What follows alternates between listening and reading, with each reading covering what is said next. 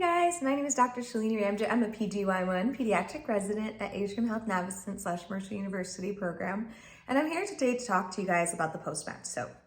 So you get that news on Monday that you did not match. What do? Well, first off, I want you to realize that you are a great student still. You're going to be a great doctor. You just have a hurdle to get over. Doesn't mean anything's over. Doesn't mean your life's over. You still got this, and you still have an opportunity to get a residency slot. Now, one thing I will mention is to process your emotions. You are human. You worked so hard to get to this point, and you find out you didn't match, and your whole world feels like it's crashing down. And that is a normal feeling. But I want you to process those emotions, because moving forward, you kind of have to get your mind in a good spot to kind of be strategic in finding yourself a spot in the next few days. So usually I would go and buy something yummy, get a good meal, cry it out to your parents, your husband, your significant other, your cousin, your sister, whoever, your friends even. It is hard, seeing people match on that day, you not matching, and it does get to you. So I want you to process your emotion first. Next, I want you to go to the NRMP website and find the list of unmatched programs. And it'll also show you the amount of slots that are available to be filled. And another good strategic point to do is to kind of harbor those programs that have the most unmatched spots in your belt, and also not picking the programs that already rejected you and that you interviewed with and ranked.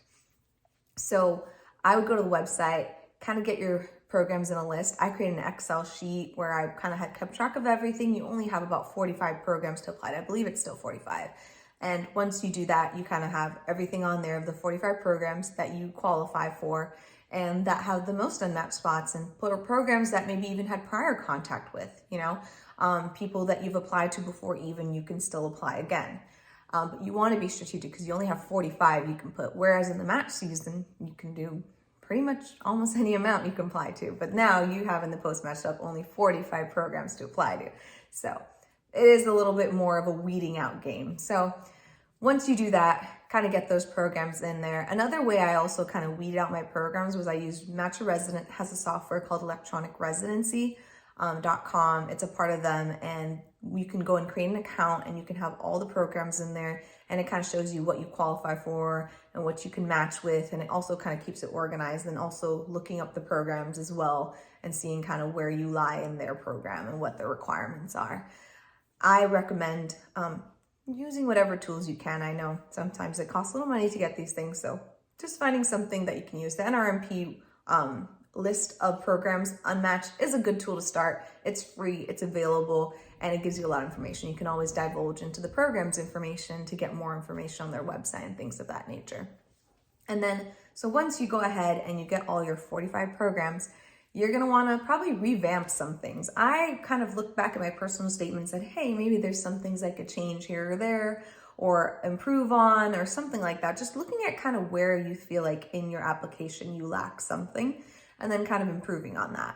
So I took a second look at my personal statement. I kind of changed little things here and there, and then I had someone kind of critique it as well just to get another pair of eyes. Now there's only so much you can change. You can't really change your actual application, but you can change at least your personal statement. I'm not entirely sure if you can add more letters of recommendations, but I know that your personal statement is something that you can alter and change up a little bit more if you'd like to, if you feel there are anything you could add more better to it or anything of that nature.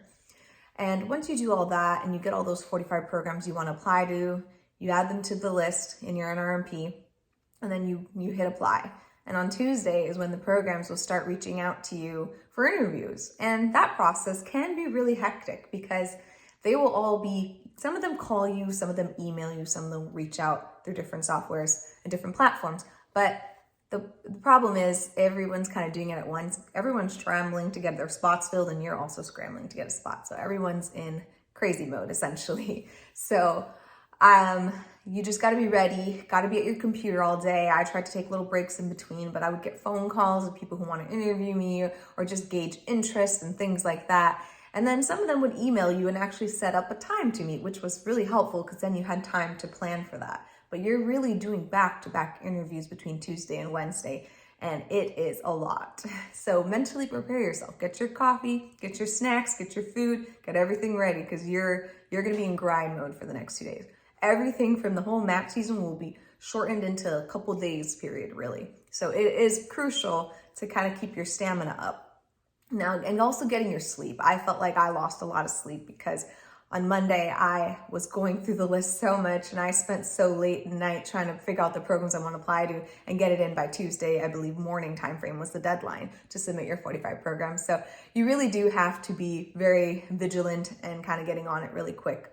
And you are human though, you are exhausted, you may be in rotation. So there's a lot of other factors. A lot of things I asked for when I was on my rotations is to get excused for the days of the Tuesday and Wednesday when I'll be interviewing with. And even Monday, I asked for a day off just to kind of get some time off and getting to process things. And my attending was very helpful and gave me the whole week off, really. So she was really nice and she helped me kind of have that time period so I could focus on what was important and getting a residency slot. Not every attending is like that, but it doesn't hurt to ask, you know? It is a hard process. Maybe they might not know what that process is and what it feels like, but they could understand the position you are because they were residents once and aspiring residents and medical students once. So definitely ask, you know, your supervisor or your attending if you have that time off for that week to really focus on getting yourself a residency slot. So once you do that, the Tuesday and Wednesday, you're doing back-to-back interviews, you're on the clock, and, you know, just keep your momentum up, do all your positive affirmations, keep your stamina up. Definitely, you know, prep for each program, read up on about them before you go on the interviews, find the important parts of the program that you like and that you can talk about with the program director and asking good questions and really seeming like a great candidate. And between that Tuesday and Wednesday, once you finish your interviews, Thursday is kind of when they will go and do rounds where you'll match with the program. Now they'll be ranking you. You will no longer be ranking them. And once they do that, they'd have like about 3 cycles, I believe, or 4, not entirely sure. I remember 3 in my days at least. And once, you know, you have a first cycle when you'll find out on the NRMP map if you've matched into that, any programs that you interviewed with at that time period. And then they also have a second cycle where you'll also find out. So they kind of go in different cycles. And I believe they're like spaced out between 2 to 3 hours. So it's really grueling on that Thursday. You're just sitting at your computer waiting for the cycle. And when that first cycle happens, to see your name there and say, hey, I matched.